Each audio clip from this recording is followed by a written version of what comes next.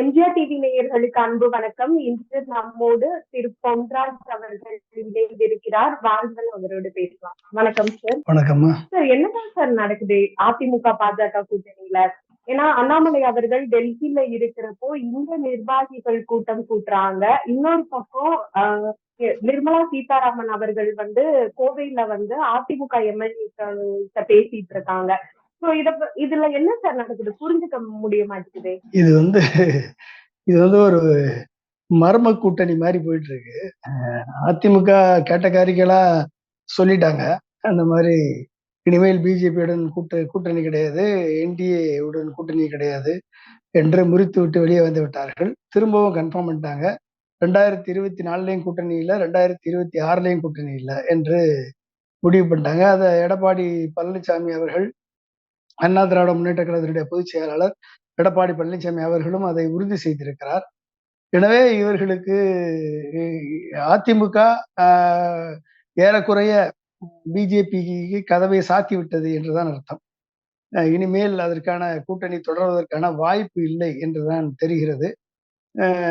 இது ஒரு சைடு இருந்தாலும் பிஜேபியினுடைய தலைவர், மாநில தலைவராக இருக்கக்கூடிய அண்ணாமலை என்ற ஃபார்மர் ஐபிஎஸ் ஆபீசர், அவர் தனது தான் தோன்றித்தனமான செயல்களால் மோடியும் அமித்ஷாவும் கஷ்டப்பட்டு கட்டமைத்து எடப்பாடியை கூட்டி அருகில் வைத்து என்டிஏ பல ஆண்டுகளாக கூட்டப்படாத என்டிஏ கூட்டத்திற்கு மேஜர் பார்ட்னராக அண்ணா திராவிட முன்னேற்ற கழகத்தை வைத்து பக்கத்தில் வைத்து அழகு பார்த்த அந்த கூட்டணியை முறித்து விட்டார் அண்ணாமலை என்றுதான் சொல்ல வேண்டும்.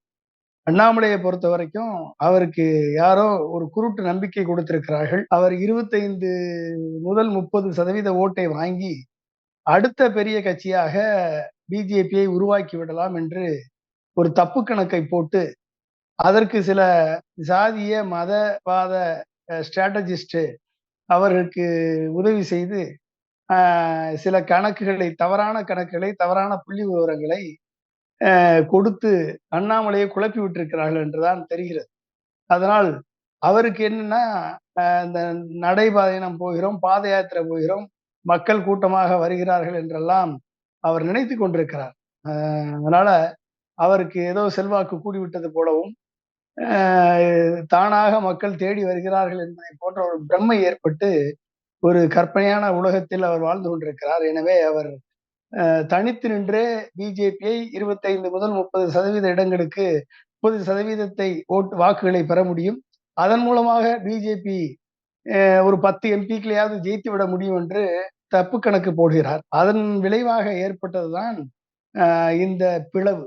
அந்த பிளவு அது இது ஒரு வகையில் இருந்தாலும் பேக்ரவுண்ட்ல நாம் பார்ப்பது என்ன அப்படின்னா, பிஜேபியோடு இன்றைக்கு அனைத்து கட்சிகளும் பிஜேபியிடம் இருந்து விலகி ஓடிக்கொண்டிருக்கிறார்கள்.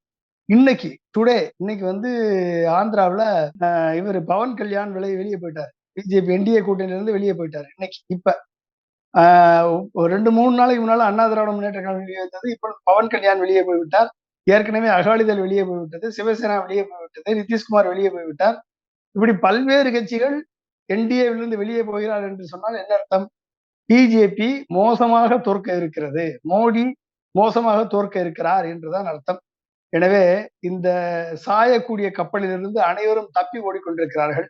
இந்த சூழல்ல இங்கு அண்ணாமலை தவறான தகவல்களை தலைமைக்கு தெரிவித்து என்னால் தனிப்பட்ட முறையில் கட்சியை விட நான் பெரியவர் என்று சிந்திக்கக்கூடிய தலைவராக இந்த அண்ணாமலை இருக்கிறார். அதாவது இந்த கட்சி தான் இவருக்கு பதவியை கொடுத்தது. ஆனா அந்த கட்சி கொடுத்த அந்த பதவியை ஒரு வெங்காய பதவி என்று சொல்வதன் மூலம் கட்சியை இவர் அவமானப்படுத்துகிறார். கட்சியை விட இவர் பெரியவர், தன்னை விட கட்சி பெரியது, கட்சியை விட தேசம் பெரியது என்று இருக்க வேண்டும். ஆனால் இங்க பிஜேபியில அது அப்படியே தலைகீழ். கட்சியை விட நான் பெரியவன், நான் தான் எல்லாருக்கும் பெரியவன் என்ற எண்ணம் அண்ணாமலைக்கு தலையிலே ஏறி ஆடிக்கொண்டிருக்கிறது. அது மோடிக்கு என்ன ஆடுதோ அதே தான் இங்கேயும் ஆடும், அதே தான் ஆடுது. ஸோ அதனால இவர்களது எண்ணங்களின்படிதான் இவர்களது செயல்களும் இருக்கும். எனவே அதன்படி சுயம்புவாக நாம் செயல்பட்டு விடலாம். தனியாக நின்று பிஜேபியை வெற்றி பெற வைத்து விடலாம் என்று தப்பு கணக்கு போடுகிறார் அண்ணாமலை. ஆக்சுவலா என்னன்னா இந்த 2024 தேர்தலில் ஒரு 5 சீட்டு, ஒரு 10 சீட்டு வந்து அண்ணா திராவிட முன்னேற்ற கழகம் மூலமாக கிடைத்தால் அது மோடிக்கு ஒரு மிகப்பெரிய உந்து சக்தியாக இருக்கும், ஒரு ஆதரவு சக்தியாக இருக்கும் மோடிக்கு. ஏன்னா அவருக்கு 200 சீட்டு பெறுவதே கஷ்டமான சூழலில் இன்றைக்கு இருந்து கொண்டிருக்கிறார் இன்றைய நிலைமை. ஏன்னா இந்தியா கூட்டணி அந்த அளவிற்கு இன்றைக்கு மக்கள் மத்தியிலே செல்வாக்கை பெற்றுக் கொண்டு வரக்கூடிய நேரத்திலே அவருக்கு மோடி கஷ்டப்பட்டு, அமித்ஷாவும் மோடியும் கஷ்டப்பட்டு உருவாக்கி அந்த கூட்டணியை உடைத்ததன் காரணமாக அந்த நம்பிக்கையையும் தகர்த்தெறிந்து விட்டார் அண்ணாமலை. அதாவது அண்ணாமலையை பொறுத்த வரைக்கும் அவர் முதலமைச்சராக ஆக வேண்டும், மோடி பிரதமர் ஆனாலும் பரவாயில்லை, ஆகாவிட்டாலும் பரவாயில்லை, பற்றி அவருக்கு கவலை இல்லை.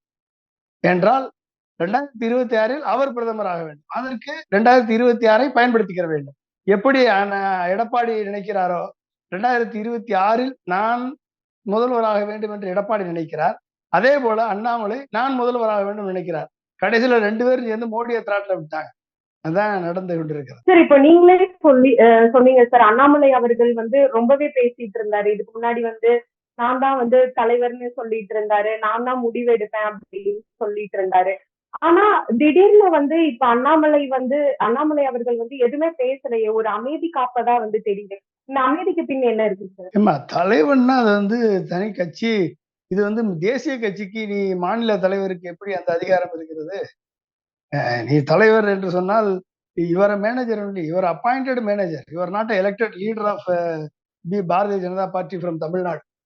Your appointed manager of Bharatiya Janata party branch in Tamil Nadu.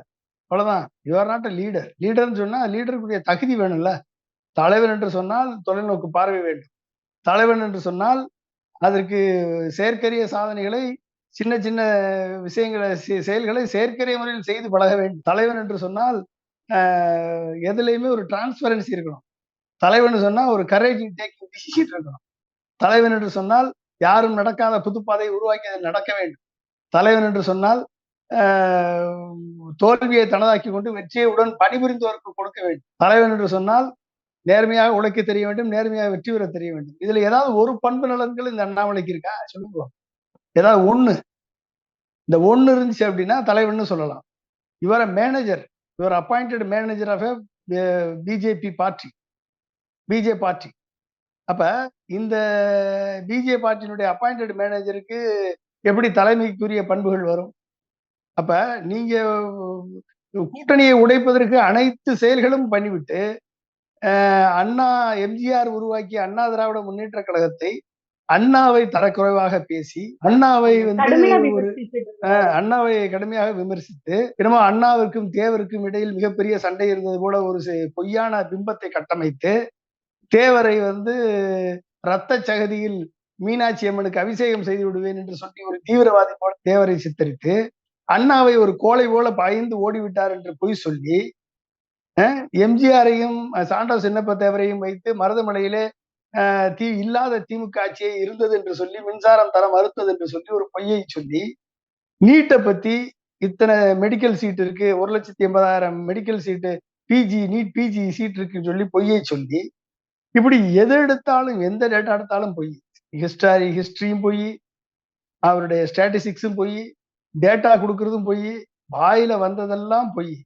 போற போக்குல, அதாவது உண்மையை உறக்க பேசு என்று சொல்வார்கள். அண்ணாமலை என்பவர் போற போக்குல பொசுக்குன்னு பொய்யை சொல்லிட்டு போயிட்டே இருக்கார். அப்ப இவர் எப்படி ஒரு தலைமை பண்புக்குரியவராக இருப்பார்? அப்ப இந்த தலைமை பண்பு இவருக்கு இருக்கிறதா என்று சொன்னால் இதை எப்படி ஏற்றுக்கொள்ள முடியும்? எப்படி ஏற்றுக்கொள்வார்கள்? ஒரு கூட்டணி கட்சினா கூட்டணி தர்மம் என்று இருக்கிறதா இல்லையா? இப்ப கூட்டணி கட்சியே நீங்க சீட்டுவீங்க, அப்ப உங்களை வந்து அவர்கள் எப்படி ஏற்றுக்கொள்வார்கள்? ஒரு மாநில தலைமை, மத்திய தலைமை என்ன சொல்கிறதோ அதை கேட்டு நடக்க வேண்டும். அப்ப இங்கு நான் தான் என்னால் முடியும் என்று சொல்றீங்க, பாப்போம், தனியா நில்லுங்க, யாரு கூடயும் சேர்ந்து நிக்காதீங்க, பிஜேபி தனியா நில்லுங்க. நீங்க 5% மேல 35% எடுக்கிறீங்களா, 40% எடுக்கிறீங்களா, 45% எடுக்கிறீங்களா, நிரூபிச்சு காமிங்க. உங்களால நிரூபிக்க முடியும்னா நிரூபிச்சு காமிங்க. இவ்வளவு பெர்சன்ட் என்னால எடுக்க முடியும். அண்ணாமலை என்ற ஒரு தனிநபரால் பிஜேபி இத்தனை ஆண்டு காலம் செய்து முயற்சித்து தோற்ற பிஜேபி என்ற கட்சிக்கு அண்ணாமலை என்ற ஒரு தனிநபரை பார்த்து, ஐபிஎஸ் படித்த அண்ணாமலை என்ற தனிநபரை பார்த்து ஒட்டுமொத்த தமிழக மக்களும் அவர் ஒரு ஆளை நம்பி களத்தில் இறங்கி அவருக்காக 35% 40% மக்கள் வாக்களித்து பிஜேபி ஆட்சி கட்டில் அமர வைத்து விட்டார்கள் என்று நிரூபித்து காமிங்களேன். நிரூபிக்கட்டுமே, அதை நிரூபிங்க. எந்த கூட்டணியும் வச்சுக்காதீங்க, தனியா நில்லுங்க. தனியா நின்று நிரூபிச்சு காமிங்க உங்களுடைய சக்தி என்ன என்பதை நிரூபித்து காண்பீங்க. இப்ப 2024 தேர்தல் அது நிரூபிக்கக்கூடிய தேர்தலா? 2024 தேர்தல் ஒரு சீட்டு கூட கிடைத்தாலும் அது மோடி பிரதமர் ஆவதற்கான ஒரு அச்சாணி போல இருக்கும் அந்த சீட். அதையுமே உடைத்து விட்டு 2026 25% நான் பெறுவேன் என்று சொன்னால் இவர் எப்படிப்பட்ட கட்சிக்காக உழைப்பவரா இல்ல தனக்கான ஒரு சுயநலவாதியாக தனக்காக உழைப்பவரா என்பது இந்த உலகம், இந்த தமிழகம் பார்த்து கொண்டிருக்கிறது. இந்த தமிழகம் தெளிவாக பார்த்து கொண்டிருக்கிறது. டீ கடையில உட்கார்ந்து பேப்பரை படிச்சு சோழியை முடிச்சுட்டு போயிடுவாங்க தமிழக வாக்காளர் பெருமக்கள். அதுக்கு மேல ஒண்ணும் நடக்காதீங்க. எனவே இது ஒரு சில பேர் இவர் நீதான் அடுத்த முதலமைச்சர் என்று ஏத்திவிட்ட பிம்பத்தில் ஏத்திவிட்ட கற்பனை உலகத்தில் வாழ்ந்து கொண்டிருக்கிறார் அண்ணாமலை. எனவே அவர் தான் ஏதோ வெற்றி வீரரை போலவும் இவர்தான் தமிழக மக்களை காக்க வந்த ஒரு மிகப்பெரிய ஒரு ஆபத் பாந்தவனாகவும் இவர் தனக்குத்தானே எண்ணிக்கொண்டு அனைத்து கட்சி தலைவர்களையும் அவமரியாதையாக பேசுகிறார். அனைத்து தகவல்களையும் பொய்யாக சொல்கிறார். ஜாதி மத கலவரங்களை வித்திடுவதற்கு எந்த பிரச்சனையெல்லாம் இருக்கிறதோ அதை மட்டுமே கையில் எடுக்கிறார். இவர் சொல்லக்கூடிய அனைத்துமே தவறான தகவல்கள், பொய்யான தகவல்கள், எதிலும் ஒரு துளி உண்மையும் கூட இல்லாத ஒரு தகவல்களை இவர் எப்படி கொண்டு வந்து பேசுகிறார்னு தெரியும். 1967 எப்படி சத்ரபதி சிவாஜி வந்தார்? எப்படி வந்தார்?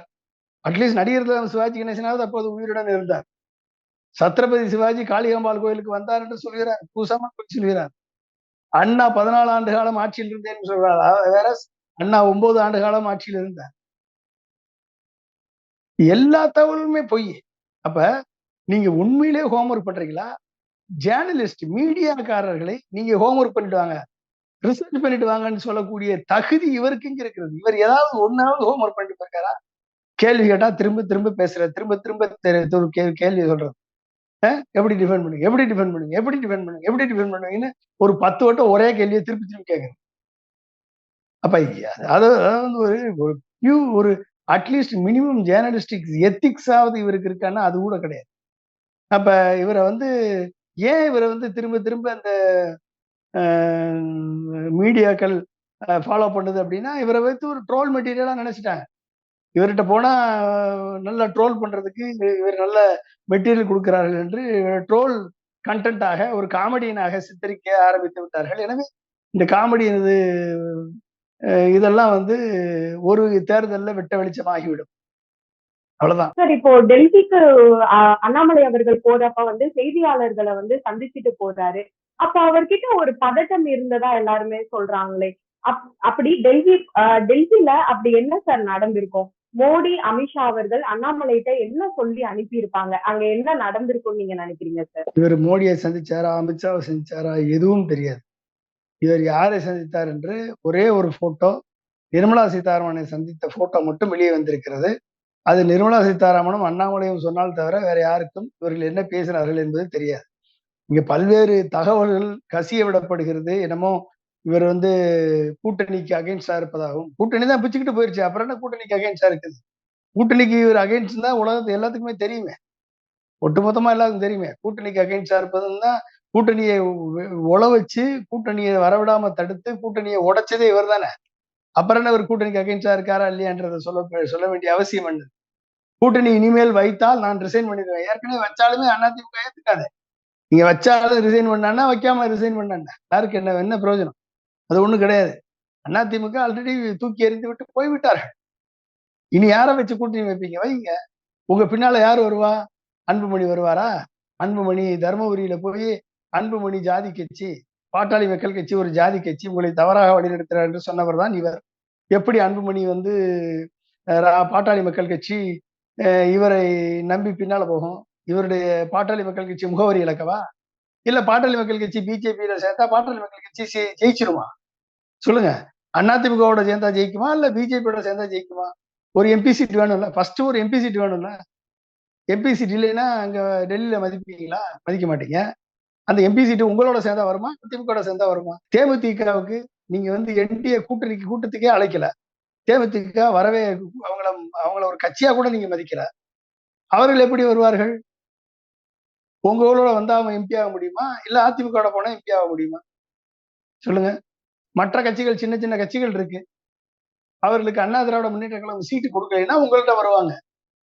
சீட்டு கொடுத்தால் இப்ப இந்த ஒரு ஐஜேகே திமுக கூட்டணியில நின்று எம்பி ஆனார்.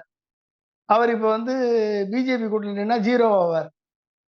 அவர் வந்து பச்சைமுத்து, அவர் வந்து என்ன என்ன ஆவார்? பிஜேபியோட சேர்ந்தா எம்பி ஆகிட முடியுமா அவரு?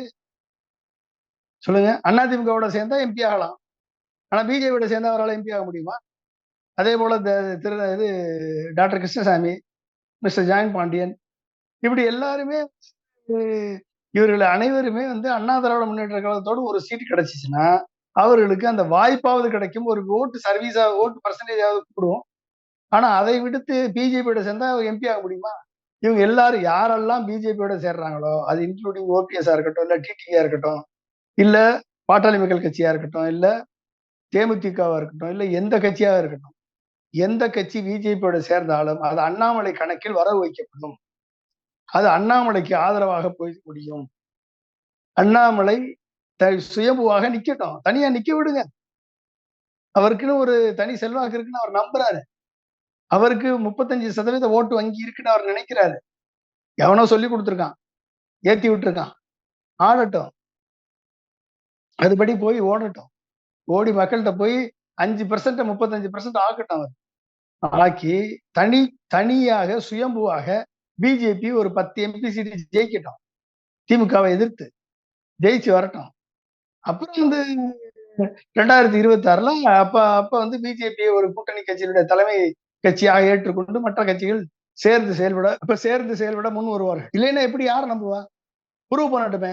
எல்லாருமே இந்த தேர்தலை பொறுத்தவரையும் இந்தியா கூட்டணி, திமுக தலைமையிலான இந்தியா கூட்டணி தமிழகத்தில் 40க்கு 40 சீட்டை, தமிழகம் பாண்டிச்சேரி உட்பட 40 சீட்டை வெல்வது உறுதி என்பது மக்கள் முடிவு செய்து விட்டார்கள்.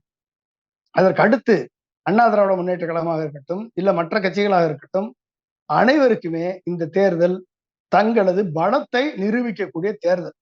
அவர்கள் கூட்டணியில் சேர்ந்து நிரூபிப்பதை காட்டிலும் தனித்தனியாக அவர்கள் களமிறங்குவதுதான் அவர்களது பலத்தை அது நிரூபிக்கக்கூடிய வாய்ப்பாக அது அமையும். இனிமேல் எந்த கூட்டணியும் கிடையாது. எல்லோரும் தனித்தனியாக களத்தில் இறங்குங்க, தனித்தனியாக தங்களது செல்வாக்கை நிரூபிங்க. அப்பதான் வந்து 2026ல ஒரு நல்ல கூட்டணியோடு சேர்ந்து ஒரு எம்எல்ஏ ஆக முடியும், இல்ல அமைச்சராக ஆக முடியும். இல்லை என்று சொன்னால் நீங்கள் பிஜேபியோட எந்த கட்சி சேர்ந்தாலும் பிஜேபி அண்ணாமலை கணக்கில் நீங்கள் வரவு வைக்கப்பட்டு உங்களது கணக்கு செலவில் வைக்கப்படும். எனவே நீங்க வந்து மற்ற கட்சிகளுக்கு நான் சொல்லக்கூடிய அறிவுரை, தனியாக நில்லுங்கள், உங்கள் பலத்தை பரிசோதியுங்கள், உங்கள் பலத்தை பெருக்குங்கள். 2026ல நீங்க வந்து உங்களது வாக்கு வலிமையை, உங்களது பேர வலிமையை அதிகப்படுத்திக் கொள்ளுங்கள். அவ்வளவுதான் நான் சொல்ல முடியும். அதை தாண்டி பிஜேபியோட கூட்டணி சேரக்கூடிய எந்த கட்சியா இருந்தாலும் தங்கள் முகவரியை இழந்து விட்டு பெட்டர் பிஜேபியில ஜாயின் பண்ணிருங்க. ஜாயின் பண்ணி தாமரை சின்னத்துல இறங்கி தாமரையை மலர வைக்க முயற்சி செய்யுங்கள். அண்ணாமலைக்கு கீழே போய் வேலை வாருங்கள். வாழ்த்துக்கள் உங்களுக்கு. அவ்வளவுதான் நான் சொல்ல முடியும். இன்னொரு பக்கம் வந்து நிர்மலா சீதாராமன் அவர்கள் வந்து கோவையில வந்து அவர்களோட வந்து பொள்ளாச்சி ஜெயராமன் வந்து ஒரு நிகழ்ச்சியில வந்து பங்கெடுக்கிறாரு. அதிமுக எம்எல்ஏக்கள் வந்து பேசிட்டு இருக்காங்க. இப்படி கூட்டணி முறிஞ்சிருச்சு அறிவிச்சதுக்கு அப்புறமும் இந்த மாதிரி சந்திப்புகளை நீங்க எப்படி சார் பாக்குறீங்க? இந்த மாதிரி சந்திப்புகள் ஒரு நம்பிக்கையற்ற தன்மையை எடப்பாடியின் மேல உருவாக்கும். எடப்பாடி மேல வந்து எடப்பாடி எடுத்த முடிவுக்கு ஒரு கேள்விக்குறியாக அது மாறும். இப்படிப்பட்ட சந்திப்புகள் கண்டிப்பாக தவிர்க்கப்பட வேண்டும். இந்த சந்திப்புகளை உருவாக்கியதன் மூலம் எடப்பாடி எப்பொழுது வேண்டுமானாலும் பிஜேபி கூட்டணியை ஆதரிப்பார். தனக்கு வாய்ப்புகள் கிடைத்தால் அவர் வந்து கொள்கை நிலைப்பாட்டில் உறுதியாக நிற்பவர் அல்ல அவர் எப்பொழுது வேண்டுமானாலும் பிஜேபி ஆதரிக்கலாம். எனவே இவர் இப்பொழுது எடுத்திருக்கக்கூடிய முடிவு என்பது அது தனது சுயநலத்திற்காக எடுக்கப்பட்ட முடிவுதான் ஒழிய இது கட்சிக்காகவோ இல்ல கட்சியினுடைய கொள்கைக்காகவோ இல்ல திராவிட சித்தாந்தத்திற்காகவோ எடுக்கப்பட்ட முடிவு அல்ல என்பதை எடப்பாடி தலைமையிலான இந்த எம்எல்ஏக்கள் சென்று சந்தித்ததன் மூலமாக இவர்கள் நாட்டு மக்கள் மத்தியிலே தங்கள் நம்பிக்கை தன்மையை இழந்திருக்கிறார்கள் என்றுதான் சொல்ல வேண்டும். சார், இப்போ நீங்க முன் வச்ச மாதிரியே நிறைய பேர் முன் வச்சாங்க. எடப்பாடி பழனிசாமி அவர்கள் பிஜேபிக்கு பயப்படுறாரு, அவர் நேரடியா ஒரு கருத்தை அவர்களுக்கு எதிராக முன்வைக்க முடியாது அப்படிங்கிற மாதிரி. ஆனா இப்போ நேரடியா செய்தியாளர்களை சந்திச்சு கேள்விகளுக்கு பதில் சொல்லியிருக்காரு. இதை நீங்க எப்படி பாக்குறீங்க? தைரியமா பதில் சொல்லியிருக்காரு எல்லா இந்த கூட்டணி முடிவு பத்தி. இதை நீங்க எப்படி பாக்குறீங்க? யாரு யாரு யாரு எடப்பாடியாமா? எடப்பாடி பழனிசாமி அவர்கள். அவரு என்ன அவரு சொல்றதுக்கு என்ன இருக்கு? அவர் தான் ஏற்கனவே சொல்லிட்டாரு. ஏற்கனவே கூட்டத்துல பேசிட்டாரு, இதுலயும் சொல்லிட்டாரு. பதில் சொல்றதுல ஒன்றும் பெரிய பிரயோஜனம் இல்லை. இவர் நான் கேட்கிற கேள்விக்கு பதில் சொல்லுவாரா? சரி, இவர் கூட்டணி இல்லைன்றத சொல்லியிருக்காரு. சரி, 2024 ஒரு வேளை ஒரு சப்போஸ் அண்ணா திராவிட முன்னேற்ற கழகம் ஒரு 5 தொகுதியில் வெற்றி பெறுகிறது என்று வைத்துக் கொள்ளும். 5 எம்பிக்களை ஒருவேளை 5 எம்பிக்கள் உதவி மோடி பிரதமராவதற்கு தேவை என்று சொன்னால் அப்பொழுது இவர் அவரை ஆதரிப்பாரா இல்லையா? இந்த கேள்விக்கு பதில் சொல்ல முடியுமா? நான் எப்பொழுதும் மோடியை ஆதரிக்க மாட்டேன். நான் 5 எம்பிக்கள் கிடைத்தாலும் 10 எம்பிக்கள் கிடைத்தாலும் மோடியை நான் ஆதரிக்க மாட்டேன். ஏனென்றால் மோடி மக்கள் விரோத ஆட்சியை நடத்தினார். மோடி ஜனநாயக விரோத ஆட்சியை நடத்தினார். மோடி ஒரு பாசிச ஆட்சியை நடத்தினார். மோடி மீடியாக்களின் கழுத்தை குரல் வலையை நெரித்து ஆட்சி நடத்தினார். மோடி மக்களுக்கு எதிராக செயல்பட்டார். மோடி கார்ப்பரேட்டுக்கு ஆதரவாக செயல்பட்டு சிறு குறு தொழில்களை நசுக்கினார். மோடி பெரிய பெரிய கார்ப்பரேட்டுகளுக்கு ஆதரவாக கடன்களை கொடுத்து மக்களின் வரி பணத்தை அதிகப்படுத்தி மக்களின் வரிச்சுமையை கூட்டினார். பெட்ரோல் டீசல் விலையை ஏற்றினார். ரூபாயை மதிப்பிழக்க செய்தார் என்று ஒரு வார்த்தை சொல்லுவாரா எடப்பாடி? சொல்ல முடியுமா அவரால்? சொன்னார் அப்படின்னா அதுக்கெல்லாம் அவர் பதில் சொன்னாரு அப்படின்னா மோடியை எதிர்த்து இவர் நிற்கிறார் என்று சொன்னால் நான் மோடிக்கு எப்பொழுதும் இன்றுமல்ல என்றும் ஆதரவு தர மாட்டேன். லேடியா மோடியா என்று ஜெயலலிதா அவர்கள் கேட்டார்களே, அவர் என்றைக்காவது மோடிக்கு ஆதரவு கொடுத்தாரா? சொல்லுங்கள் பாப்போம். என்னைக்காவது ஆதரவு கொடுத்தாரா? இல்லையே. இந்த மோடியை நான் எதிர்ப்பேன். மோடியினுடைய ஆட்சி இந்தியாவை சீரழித்து விட்டது என்று இந்த எடப்பாடியால் சொல்ல முடியுமா? அண்ணா திராவிட முன்னேற்ற கழகத்தை தோற்றுவித்தவர் எம்ஜிஆர். அண்ணா திராவிட முன்னேற்ற கழகத்தை வளர்த்தவர் புரட்சி தலைவர் ஜெயலலிதா அவர்கள். அண்ணா திராவிட முன்னேற்ற கழகத்தை புரட்சி தலைவர் எம்ஜிஆர் அவர்கள் தோற்றுவித்தவர், வளர்த்தவர் ஜெயலலிதா.